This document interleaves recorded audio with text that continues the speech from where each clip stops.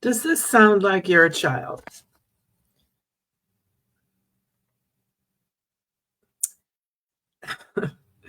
This is a child who is 15, wise and observant, but his mom writes about her concerns. Gee, it's a lot. I am concerned about my son's lack of social abilities, low self esteem, confidence in himself, afraid to try new and challenging things, lack of cooperation in anything, um, lack of attention to detail, inability to solve problems, inability to think clearly, easily frustrated, lack of focus, lack of attention to detail, organization skills, refuses to handle complex tasks, unable to get things done in a reasonable time, and on it goes. So I was so glad to see that she had a positive comment about how wise and observant he is, because that's a long list of concerns. And what it really points out is that cognitive skills that are underlying ways that our brains work contribute to everything we do. And so a weakness in a cognitive skill can show up like a whole bunch of things that might look like separate concerns, but might actually all be pretty much attributable to one underlying cause. I talk a lot about how different skills and different manifestations of skills can look like different things. And that might be, it might be that there are several cognitive weaknesses here. But the fact of the matter is that they could also actually all be attributable to one or two things that can be addressed and can be built. So, one of the key things here is her comment that he processes things slowly. And slow processing speed, we talk about this so much because it's truly a difficult thing for people to recognize sometimes because of the way that it shows up in real life. So if you know that someone processes information slowly, that can be pretty straightforward. But when you talk about then you layer on lack of social abilities, well, there are times when processing speed issues can be at the root of social abilities. So imagine that you're talking to a friend or someone that you've just recently met and you want to be their friend. And but it takes you a little while to process things. So the time between when they ask you a question, what's your favorite kind of pizza, and the time that you can respond to it is longer. It's not that you can't do that, not that you're not smart, not that you don't have a favorite pizza, but for some people, it just that processing time is a bit longer. So in the meantime, while you're processing that and trying to think about all the different kinds of pizza that you could have and which one is your favorite, the person who asked the question could be thinking to themselves, because it's taking longer than they would expect, well, this person is rude. This person isn't responding to my question. This person must not, is just ignoring me. This person is not, thinking about, they're off thinking about something else. Well, I'm trying to have a conversation with them. So processing speed can very much show up in social interactions and in the ability to make friends and to carry on, social conversations and things like that. Here's my big tip for this. I use it myself sometimes because sometimes I want to think about something a little more deeply than maybe the person who asked me the question anticipated. What I say is, just a moment, I'm thinking, or just a second, I'm processing. And when you say that to somebody, then that clues them in that you're not ignoring them, you're not blowing them off, you're not listening to them, you're not thinking about something else.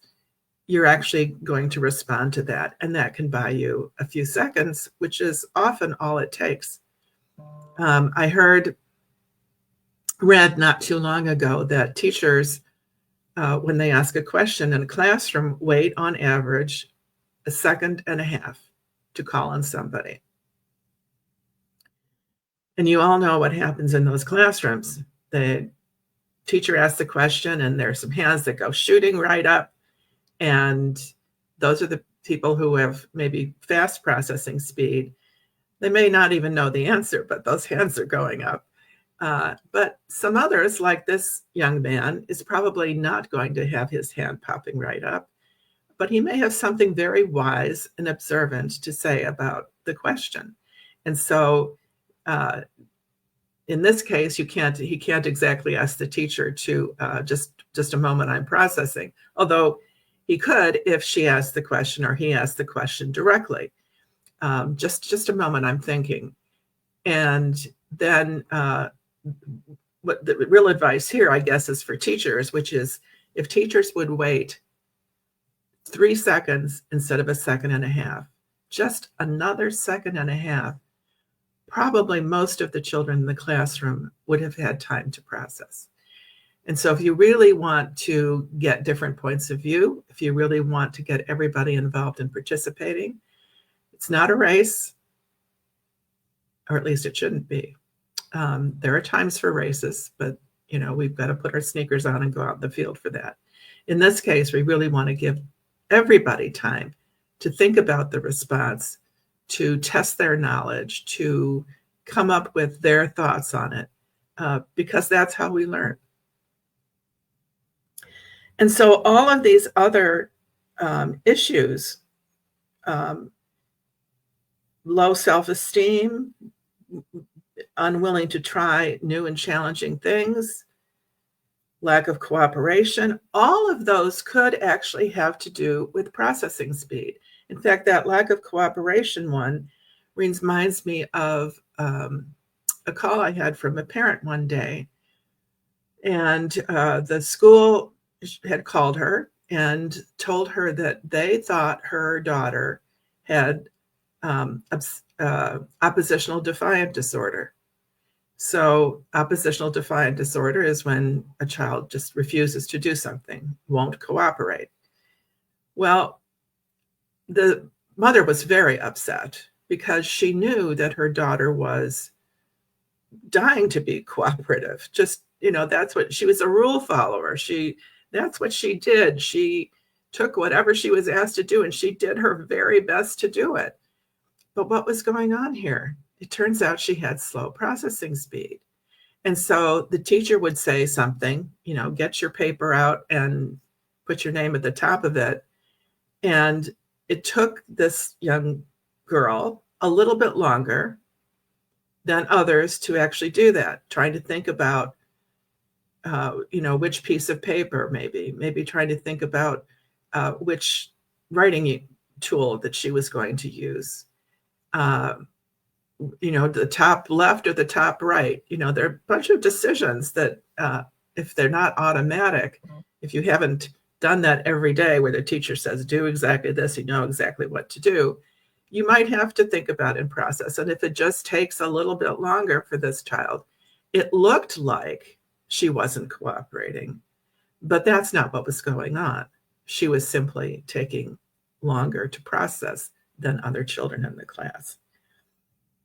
The rest of those things, lack of self-confidence, unwillingness to try new things, refusal to handle complex tasks, all of those are symptoms that we will typically observe in children who struggle with one or more underlying cognitive skills. It's hard for them. They haven't been successful. They haven't been able to finish that timed test in the right amount of time. They can only do parts of them. So it looks like they're skipping things and being lazy or anything like that. So that lack of self-confidence, that lack of willingness to try things, that lack of effort in trying something that's complex and difficult is a pretty normal reaction that kids develop over time to protect themselves so that they don't have to feel bad about it. And if every time you tackle a complex task of whatever it is that you're being asked to do, and it's been really hard and you've felt unsuccessful, there comes a time, and this is a 15-year-old, remember, who's probably had a lot of experiences like this in the classroom and outside the classroom. Why should I try, right? I'm just done. And what kids don't realize is that there is an underlying reason. And what parents don't realize is that there is an underlying reason, and that cognitive skills, things like processing speed, which we're speculating some here, but suggesting that that could be, by and in and of itself, the reason that this child is having these difficulties. There might be other things as well, but it would be enough in a lot of situations for a child to present like this and to have these kinds of struggles. And when we realize that that's what's going on, then we can actually do something about it. So whether it's processing speed or some attention skills or working memory or some combination of all of those, the fact of the matter is those skills can be strengthened. They can be built to a far greater degree than most people realize. If anybody has any comments, I meant to say this at the beginning, but please type them in and I will try to respond to them either during this little chat or sometime later. The other thing I will do is post in the chat a link to a parent training session that we offer that has really goes into depth on cognitive skills and the role that they play and how they can be strengthened. And so I really encourage, if this sounds like your child or something like it, or they have some things in common, the symptoms of not wanting to try something hard, of being resistant, and it's mostly, in this case, with things that are just really, truly challenging for them. And, I was thinking of another story that has to do, once again, with processing speed. Processing speed is actually the weakest average skill that kids come to us with when their parents are concerned about how they're learning and their struggles with school and other kinds of things. So we see weaknesses in everything, but on average, processing speed is actually the weakest of skills when we test kids.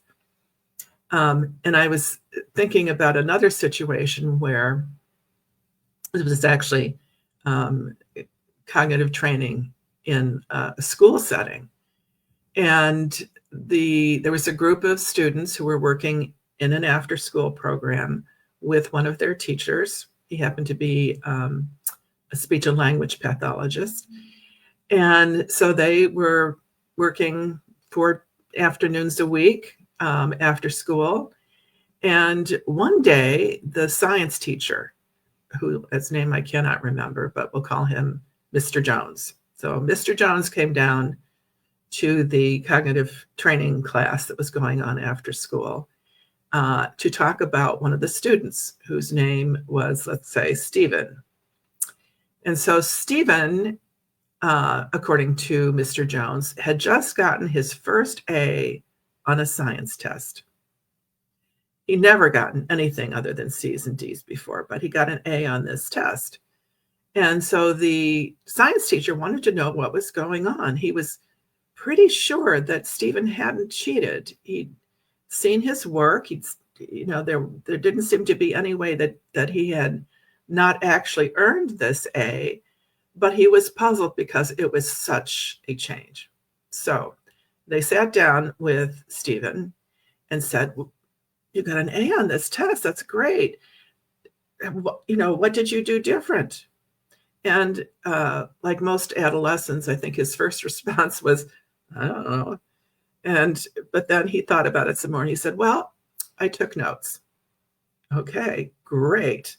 What a wonderful thing for a teacher to hear. You finally took notes so you could study. But that wasn't the end of it. What he then said was, yes, Mr. Jones has slowed down when he talks. He used to talk so quickly that I couldn't listen and track what he was saying and write notes at the same time. Okay, so Mr. Jones had been teaching science for 30 years. He didn't suddenly slow down. What happened was Stephen's brain had sped up. So he was now able to keep track of what the teacher was talking about and to take notes. When you are able to take notes, first of all, the simple act of taking notes is a great learning technique because you're reinforcing it, you're rehearsing it in your mind while you're doing it, that physical activity. And then, of course, you have your notes to study from, which, as we know, can be very helpful in preparing for a test. So that's just another example of how processing speed, and I didn't necessarily mean to talk only about processing speed today, but how that can show up in just so many different ways and become really an underlying cause for a whole bunch of struggles that you might not necessarily associate. Lack of attention to detail can be attributed in some cases to processing speed. Think about what happens when you're trying to learn a bunch of information and it just takes you longer to process. You are probably going to leave some things out. That can look like lack of attention to detail. So the important thing is, and I'm not, suggesting that that's all that's going on here. In fact, the first step that we would take would be to do a cognitive assessment so that we could pinpoint not just what those underlying issues or issue, maybe it's only that one, but maybe it's a number of things. But we're also going to figure out what that child's strengths are. So this 15-year-old has some things that are working very well for him because he comes across as wise and observant. And that's not by accident. That's because some of those cognitive processes that he uses to learn are actually strengths. And what he doesn't know is how to use those yet. So often in school, there's just so much focus on what kids can't do as opposed to what they can do. And this is an example where helping this child understand what his strengths are, as well as helping remediate, as well as helping develop and strengthen some of those areas that are problematic, can make a life-changing difference. So once again, if you have questions, type them in. I will try to answer them as I can. And once again, also, keep saying once again, I don't know what that is today. I will, though, post the link to the parent training session and invite you to join it. And I hope to see you there.